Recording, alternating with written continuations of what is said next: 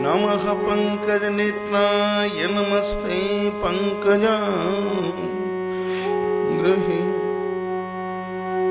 नारायणं नमस्कृत्य नरं चैव नरोत्तमं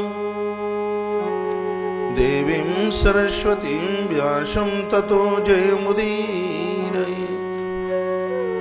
ध्यानमूलं गुरुर्मूर्ति पूजामूलं गुरुर्पदम् मंत्रमूलं गुरुर्वाक्यं मोक्षमूलं गुरुर्कृपा।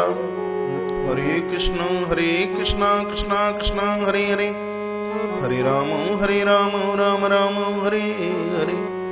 असतो मा सद्गमय तमसो मा ज्योतिर्गमय मृत्युर्मामृतगमय। ओम शांति शांति शांति। आइए एक क्षण के लिए भगवत नाम उच्चारण करें, ये व्या पवित्र हो जाएगी।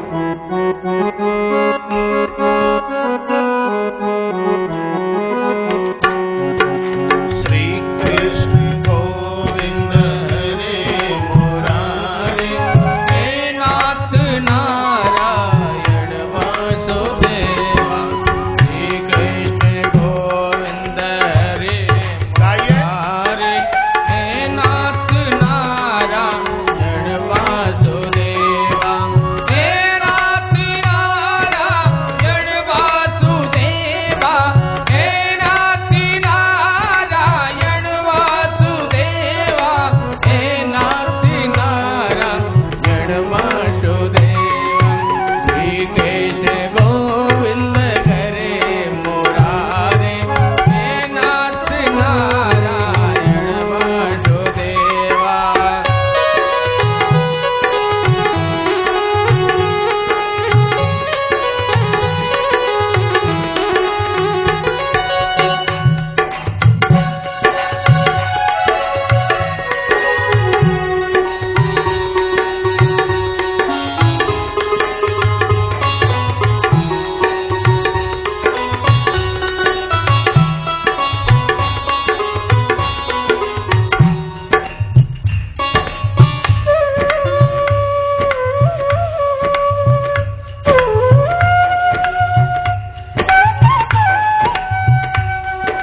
देहांति आगे तुम सामने हो, मुरली बजाते मन को लुभाते। देहांत काले तुम सामने हो, मुरली बजाते मन को लुभाते। यही गीत गाते मैं निज प्राण त्यागूं, यही गीत गाते मैं निज प्राण त्यागूं। हे नाथ नारायण वासुदेवा। श्री कृष्ण गोविंद हरे मुरारी, हे नाथ नारायण वासुदेवा। श्री कृष्ण गोविंद हरे मुरारी, हे नाथ नारायण वासुदेवा। श्री कृष्ण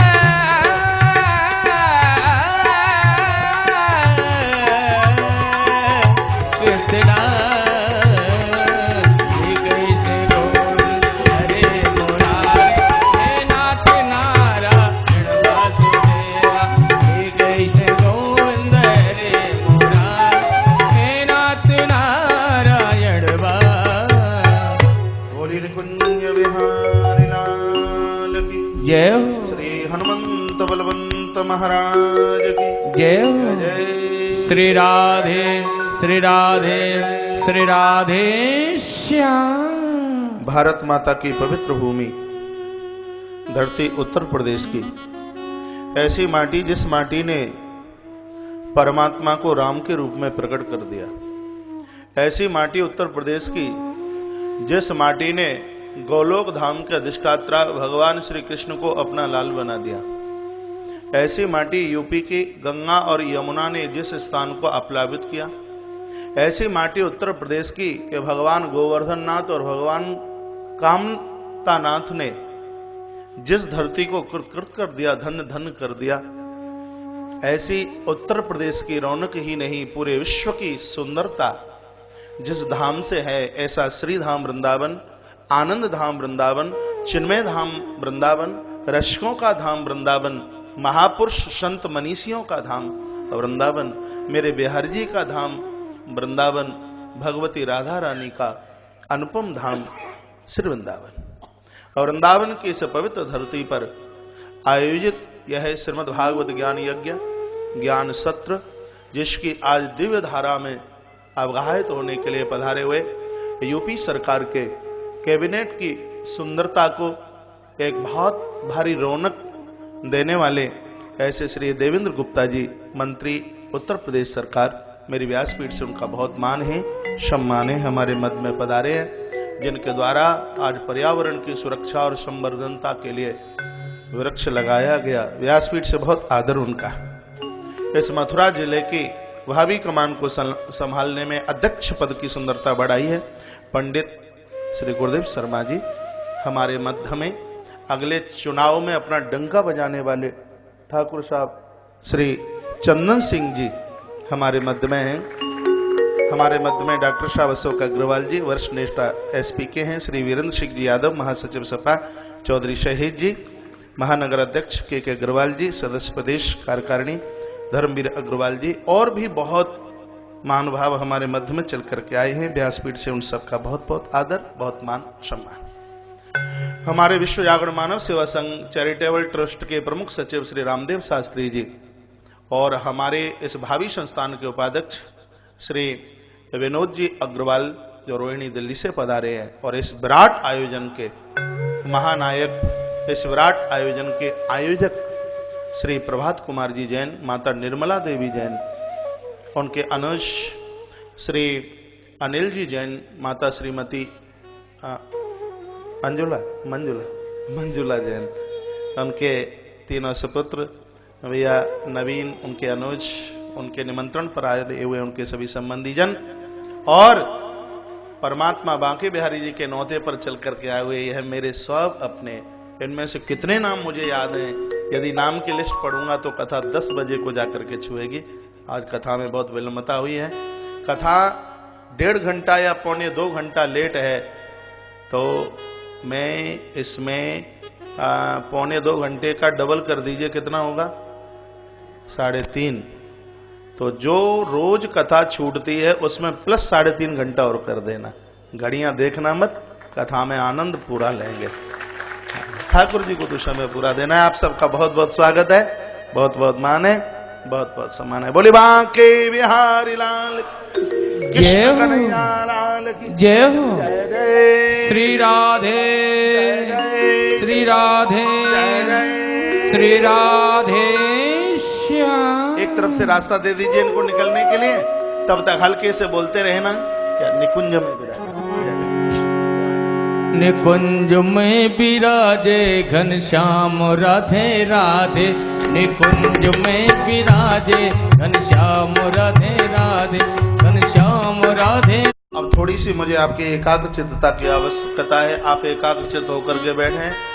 20 मिनट आप हमें दे दें, 21 मिनट के बाद फिर आपको हिलने तो नहीं दिया जाएगा। 20 मिनट आपको एकाग्र भाव से देना है। बंधुओं, कल श्रीमद् भागवत के माध्यम से संध्या को आप महात्मा विदुर और मां विदुरानी के चरित्र की कथा सुन रहे थे।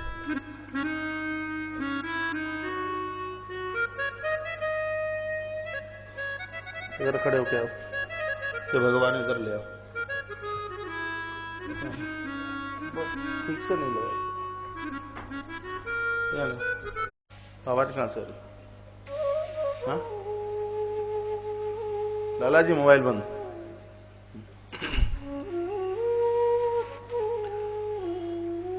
पत्रम पुष्पम फलम तोयम योमाम भक्त्या प्रक्षति। भगवान पत्ते पर रीझते हैं, ये वैसे ही नहीं लिख दिया, ये घटना घटी है। माता द्रौपदी के एक पत्ते के ऊपर भगवान प्रकट हो गए। पुष्पम डूबते हुए गजेंद्र के फूल के ऊपर भगवान रीजे, पत्रम पुष्पम फलम माता सबरी के बेरों के ऊपर भगवान प्रकट हुए हैं। पत्रम पुष्पम फलम तोयम एकनाथ जी महाराज के जल के ऊपर भगवान प्रकट हुए हैं।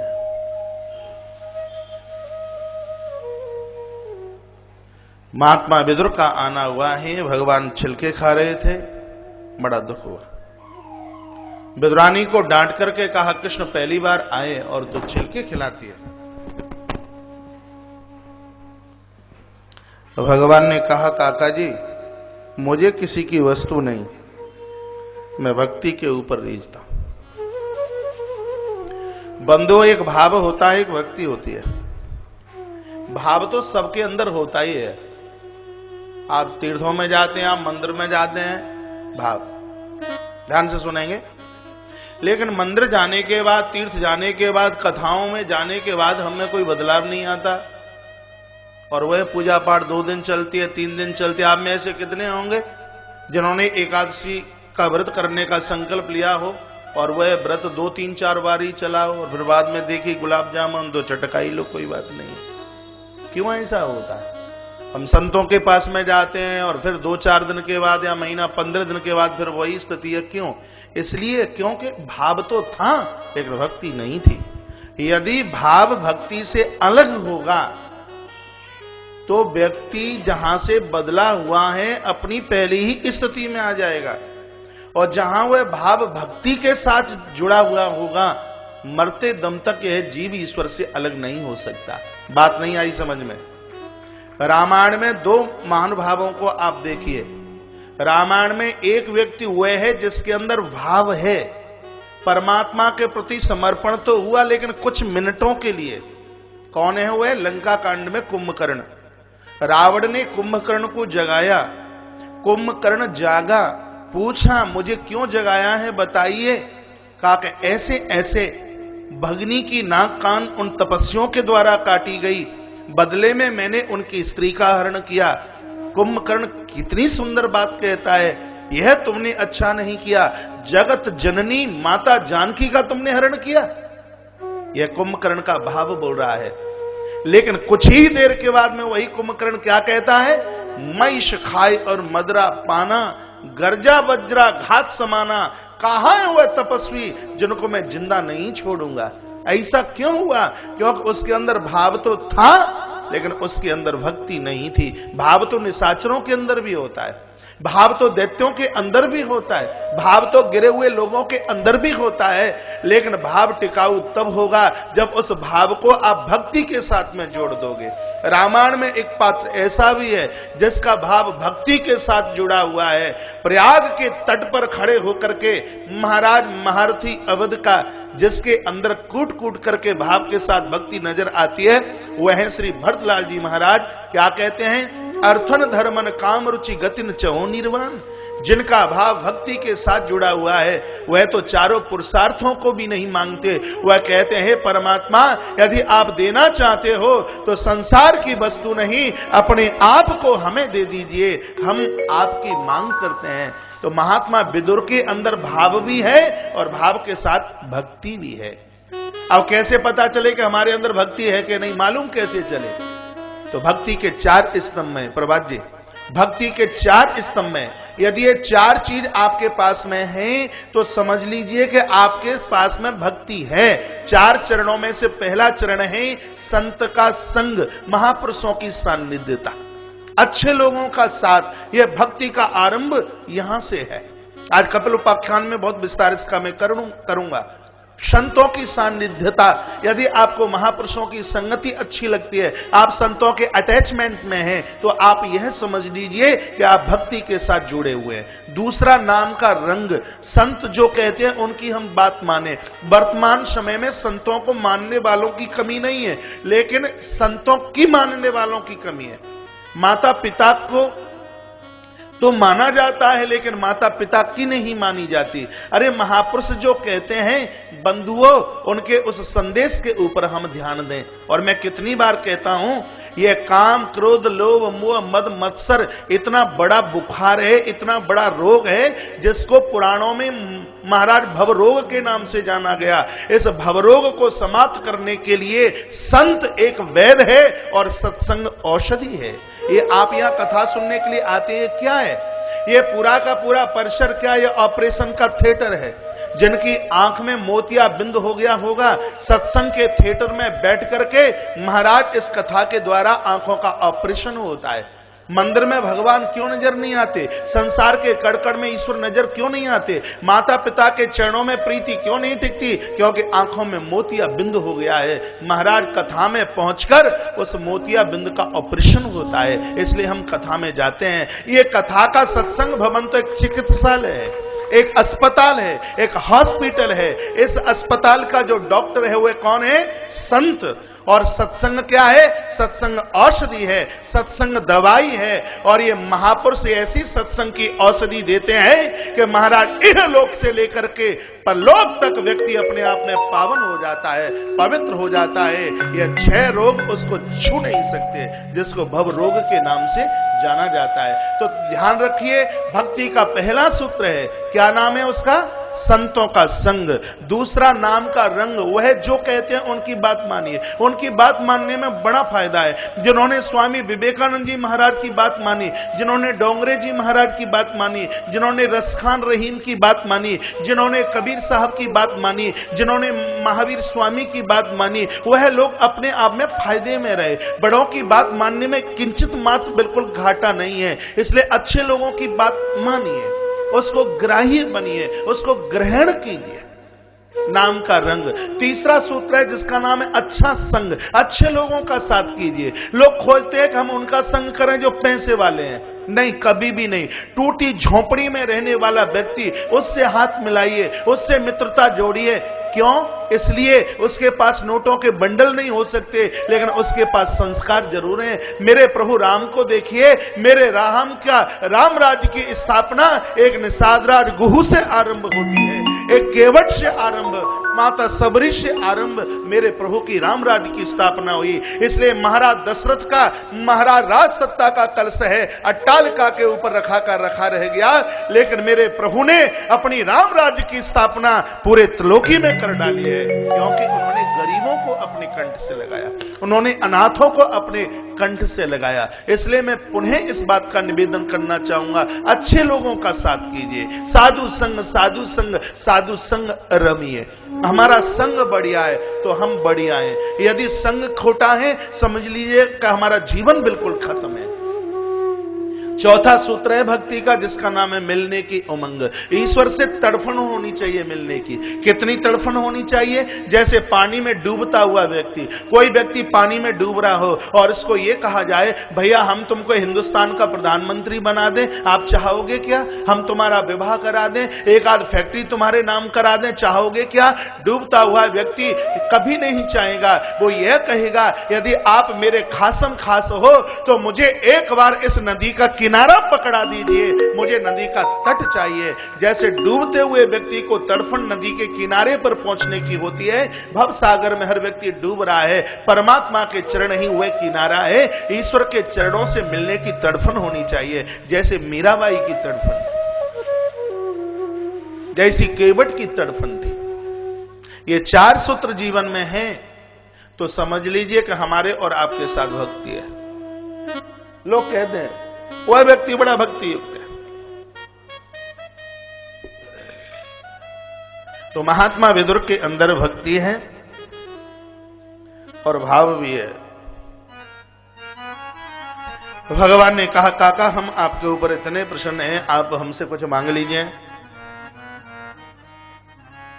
सुनिए, कथा शुरू हो जाए तो फिर तो आप मुझे ही देखिए। हाँ, मैं आपको देख रहा हूं, आप मुझे देखिए। थोड़ा सा भी ध्यान इधर गया आप चूक गए, समझ लेना। 3 महापुरुष इस धरती पर ऐसे हुए हैं जिन्होंने कुछ आश्चर्यचकित ही मांगा। शायद आपको पता हो, माता कुंती, महाराज रंतीदेव, माइक सेट करो, और महात्मा विदुर। विदुर ने क्या मांगा जिसको मांगने के लिए शायद कोई तैयार नहीं होगा। विदुर ने कहा, भगवान यदि आप देना चाहते हैं आप हमें, तो आप हमें दुख, आप हमें अपमान दे दीजिए। भगवान ने कहा, अपमान क्यों?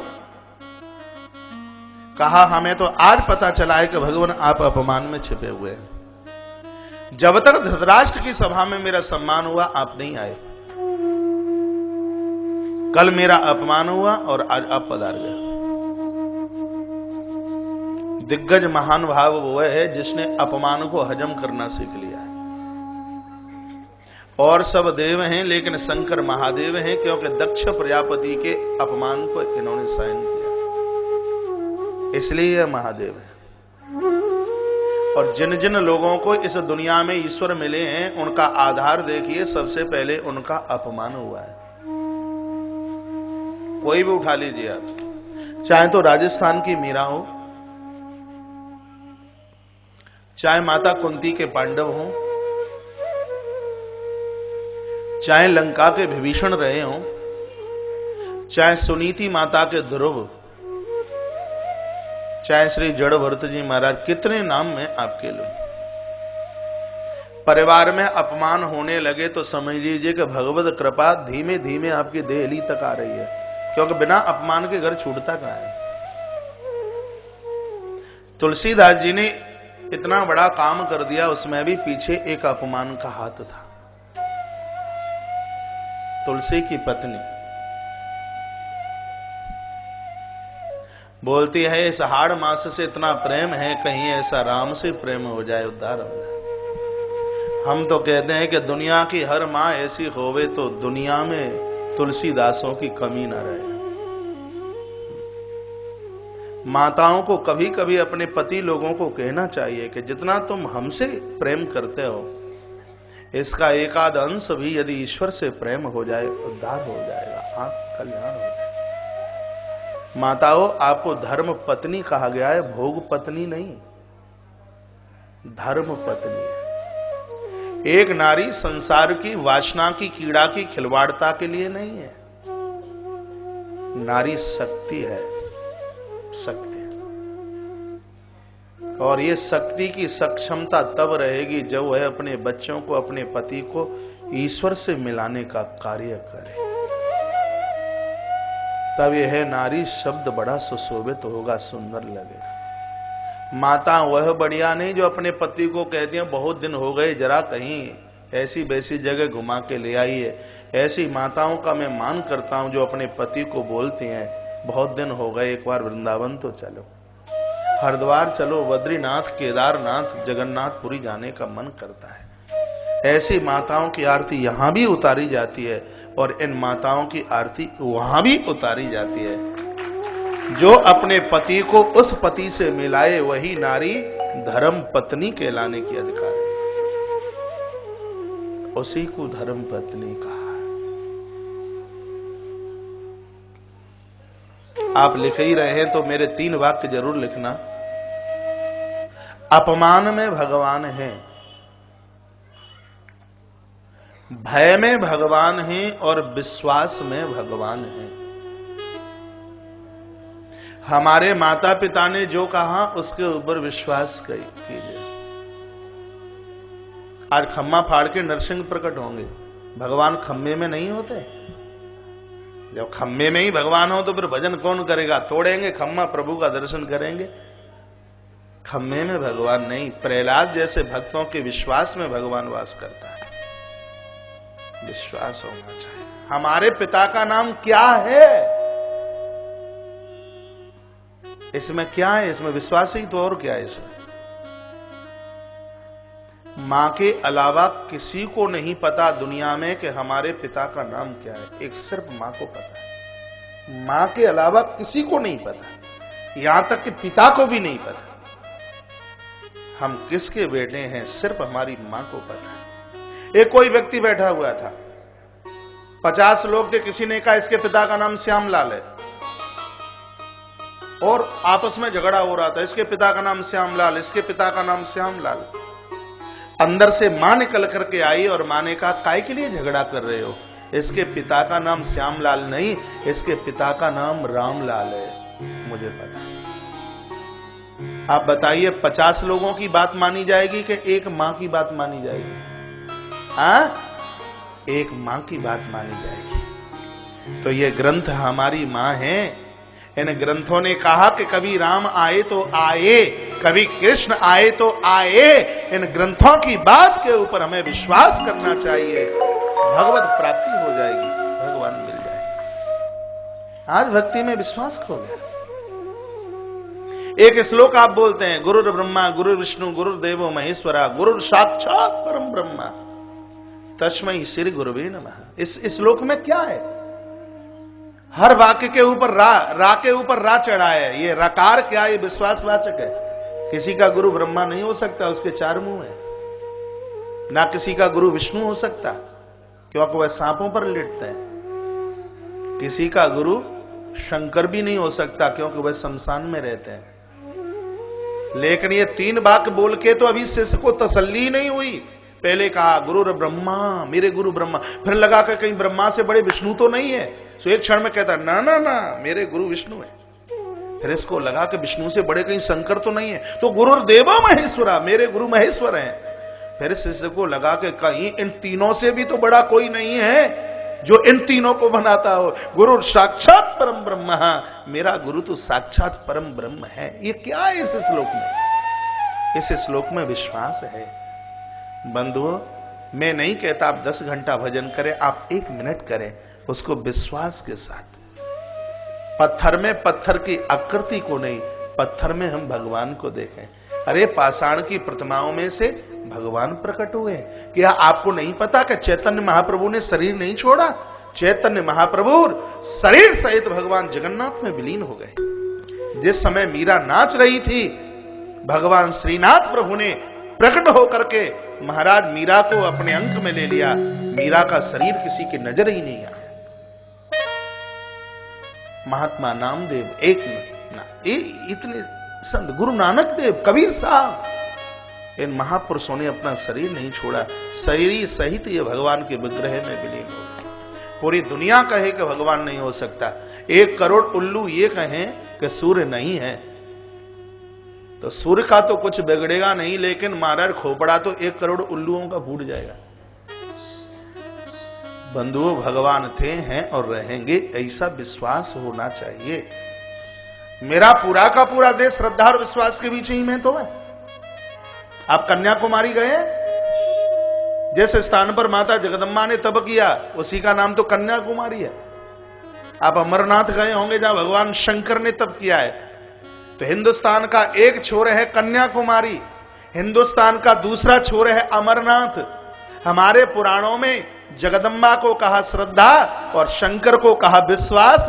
इसलिए हिंदुस्तान के एक छोर पर श्रद्धा और दूसरे छोर पर विश्वास। मेरा पूरा हिंदुस्तान श्रद्धा और विश्वास के बीच में जी रहा है। जितना विश्वास मेरे हिंदुस्तान में है, दूसरे किसी देश में देखने के लिए नहीं मिलता। इसलिए इस विदुर महात्मा के चरित्र में मैं निवेदन करना चाहूंगा कि विश्वास में भगवान है। दूसरा वाक्य मैंने बोला कि भय में भगवान है। संसार के अपराधों से भयभीत रहिए, क्योंकि यह पाप तो धरती से भी भारी है। धरती से भी भारी है पाप, अपराध। भयभीत रहिए अपराधों से। और तीसरा सूत्र है अपमान में भगवान है। विदुर का अपमान हुआ, भगवान आए। जब तक अपमान नहीं हुआ तब तक भगवान नहीं गए, और जैसे अपमान हुआ प्रभु प्रकट हुए। यदि अपमान होवे भी उसको भी प्रभु कृपा समझना, वहां कहीं भगवान की कृपा छिपी हुई है। तो भगवान ने कहा काका चलें, विदुर बहुत रहे। कहा भगवान आज तो आपने अनाथ को सनाथ कर दिया, आपने बहुत बड़ी कृपा की। प्रभु गोविंद ने वहां से प्रस्थान किया। महात्मा विदुर ने उसी समय अपना स्थान छोड़ा है और श्रीधाम वृंदावन चल के आए। उद्धव जी से मुलाकात हुई, भागवत धर्म के बारे में पूछा। कहा मैत्री मुनि के पास जाइए, विदुर जी हरिद्वार आ गए और महात्मा मैत्रेय से मिले। पूछा, सुखाय कर्माणि करोति लोको, संसार का हर व्यक्ति काम करता है सुख के लिए, लेकिन बदले में दुख मिलता है, ऐसा क्यों? यह तो सबको पता है, सब लोग बढ़िया हो गए इसीलिए तो काम करते हैं, लेकिन उसके बदले में मिलता है दुख, ऐसा क्यों? निवेदन किया गया, जब तक जीवन